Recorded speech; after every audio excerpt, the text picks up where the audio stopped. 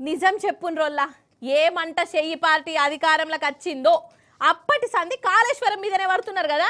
అదొక waste project, దాంతో అసలు ఫాయిదానే లేదు, అక్కర్నే లేదు అని జనాల మెదళ్ళకి వచ్చేందుకు ఒకరికొగలు ఒక తనలాడుతాన్రా. అసలు అట్లా తనలాడేదేవలో మీకు కూడా ఎరికే, నేనేం సపరేట్గా చెప్పవలసిన పని లేదనుకుంటా. అయితే కాళేశ్వరం మీద మన సర్కారు ఒక కమిషన్ కూడా పెట్టింది. ఆ కమిషను ఒక్కొక్కలను విచారణకు పిలుస్తుంది.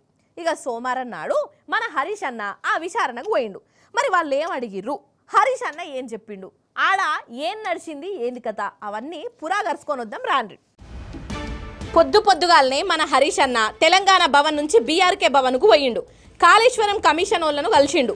ఇక వాళ్ళు అడిగిన అన్ని ప్రశ్నలకు హరీష్ అన్న వాళ్ళకి ఎలాంటి అనుమానాలు లేకుండా, కన్ఫ్యూజన్ లేకుండా పూస కూర్చున్నట్టు, అరటి పండు ఒలిచినట్టు జవాబులు చెప్పిండట.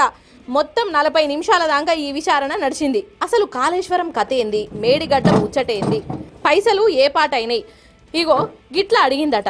అది రాజ్యాంగం మీద పూర్తి గౌరవము విశ్వాసం ఉన్నటువంటి పార్టీ బీఆర్ఎస్ పార్టీ. ఈరోజు జస్టిస్ ఘోష్ కమిషన్ ముందుకు వెళ్లి ఇంతకాలం కాంగ్రెస్ పార్టీ చేస్తున్న దుష్ప్రచారాలన్నీ కూడా వాస్తవాలన్నింటినీ కమిషన్కు తెలియజేస్తాం. సో మా దగ్గర ఉన్నటువంటి పూర్తి సమాచారం, అన్ని విషయాలను కూడా కమిషన్ దృష్టికి తీసుకువెళ్తాం. బీఆర్ఎస్ పార్టీ మీద రాజకీయ కక్షతో బురద జల్లేటువంటి ప్రయత్నం చేస్తా ఉన్నారు.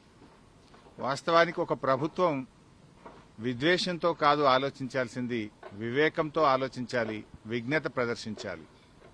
కానీ నేడు కాంగ్రెస్ ప్రభుత్వం విద్వేషంతో, రాజకీయ దురుద్దేశంతో మా మీద బురద జల్లాలని ఇవాళ రాష్ట్రానికి అన్యాయం చేస్తున్నారు. ముఖ్యంగా రైతులకు అన్యాయం చేసే ప్రయత్నం చేస్తా ఉన్నారు.